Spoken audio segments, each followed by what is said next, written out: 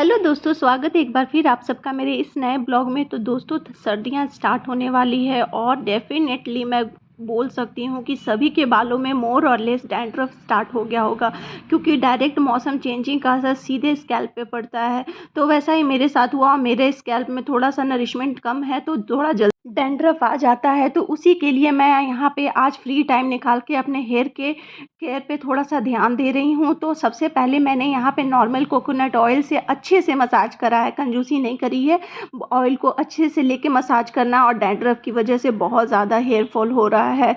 तो मेरा यही होता है, मेरे स्कैल्प में बस यही प्रॉब्लम है, जो कि ठंडी में ज़्यादा बढ़ जाती है और सभी के बालों में थोड़ी थोड़ी रहती ही है, ठंडी में थोड़ी ज़्यादा हो जाती है।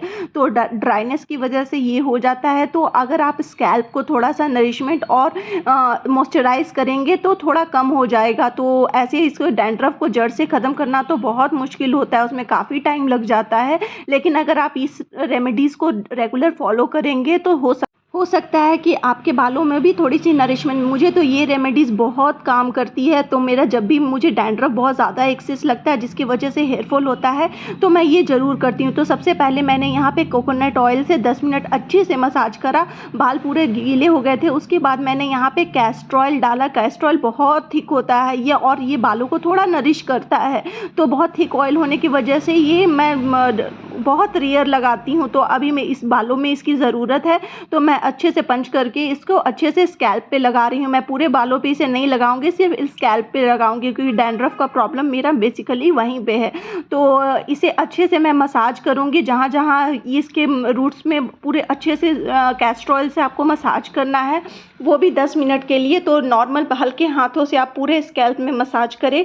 तो इसमें थोड़ा सा टाइम टेकिंग लग सकता है, लेकिन बालों के लिए इतना बनता है। उनसे पूछिए दर्द जिनके बाल नहीं होते हैं, क्योंकि बाल नहीं रहने से बहुत तरह की दिक्कतें होती हैं। तो थोड़ा तो केयर देना ही चाहिए हम लोग को। तो मैं अच्छे से इसे स्कैल्प पे चारों तरफ से मसाज कर लेती हूँ। और 10 मिनट ज़्यादा नहीं हमें करना है। 10 मिनट अगर पूरा प्रोसेस आप मान के चलिए तो हाफ एन आवर में ये पूरा प्रोसेस डन हो जाता है। अब मैं 10 मिनट कैस्टर ऑयल के साथ बालों को ऐसे टाई करके छोड़ दूंगी, और उसके बाद आपको रेगुलर जो काम करना है आप कर सकते हैं। तो मैं इसे टाई करके छोड़ दे रही हूँ। 10 मिनट हो गए हैं। अब मैं थोड़ा सा टाइम और बचा हुआ था, आई थिंक मतलब 5-10 मिनट और था। तो मैंने सोचा कि क्यों टाइम पास करना, मैंने सोचा फेस शीट लगा लेती। फेस मास्क भी लगा सकते हैं कि ये टाइम को अच्छे से यूटिलाइज करने का तरीका। जब खुद को पैम्पर कर रहे हैं तो अच्छे से पैम्पर करते हैं। तो यहाँ मैंने फेस मास्क भी लगा लिया है। तो ये मैं कभी कभी करती हूँ। मेरे अंदर वैसा नहीं है कि मुझे बहुत ब्यूटी का ज्ञान है या कुछ है, लेकिन थोड़ा बहुत अपने खुद का केयर करना आता है। तो मैंने 10 मिनट के लिए इसे भी लगा लिया है, और उसके बाद मैं लग गई अपने बाकी के कामों के।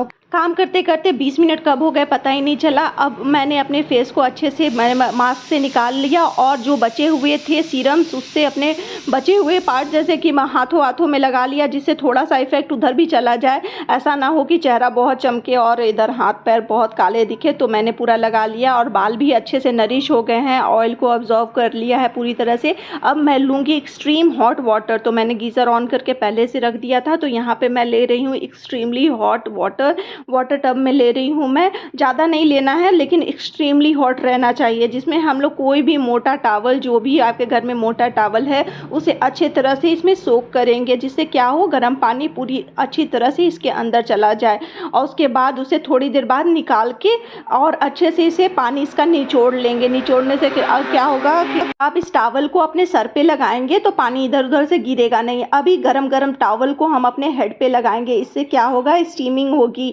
अंदर। तो ये एक हेयर स्पा का भी आपको बेनिफिशियल होगा, आपको बेनिफिट मिलेगा। और जब इसको आप हटाइएगा, आप ऑटोमेटिकली अपने बालों को देखिएगा कि अचानक से अजीब सा हल्कापन, और बहुत अच्छा लगेगा, आपको बहुत अच्छा फील होगा। तो ये होम रेमेडीज़ है कि आप घर में हेयर स्पा भी इस तरीके से कर सकते हैं। तो मैंने इसे 15 मिनट बाद इस टॉवल को भी निकाल दिया। थोड़ा सा हैवीनेस फील होता है सर पे, लगता है कि एक और सर आ गया है, लेकिन ठीक है, कब बालों के लिए करना बनता है। उसको हटाते ही मेरे बाल अचानक से बहुत ज़्यादा लाइट हो गए थे। मुझे अभी से ही अच्छा लग रहा था, जबकि ऑयलिंग अभी भी थी। तो अब तो बारी थी इसे शैम्पू करने के लिए। तो मैं इस शैम्पू के बाद यहाँ पे थोड़ा सा आरओ का वाटर लगाती हूँ, जिससे होता क्या है, वो हार्ड वाटर जो भी आपके अपार्टमेंट या बिल्डिंग का जो हार्ड वाटर है वो इससे बच जाता है। तो अब मैंने नहा लिया, और उसके बालों को अच्छी तरह से मैं सुखा लूँगी। मैं ब्लो ड्रायर का यूज़ नहीं करती हूँ क्योंकि उससे बहुत बाल ड्राई होते हैं, तो मैं रेयरली कभी यूज़ करती हूँ, जब बहुत ज़्यादा ठंडी गिरती है तभी करती हूँ। अब मैं बाकी का अपना सबसे पहले मैं नहाने के बाद सिंदूर लगाती हूँ, तो मैंने सिंदूर लगाया और बाकी के जो भी मेकअप होते हैं वो मैंने करा और मेरे बाल अब बिल्कुल रेडी हो गए थे। मुझे अब बहुत लाइट फ़ील हो रहा था, बाल अभी तो सूखे नहीं थे, अभी तो पूरी तरह से गीले थे, बस जस्ट निकली थी नहा के।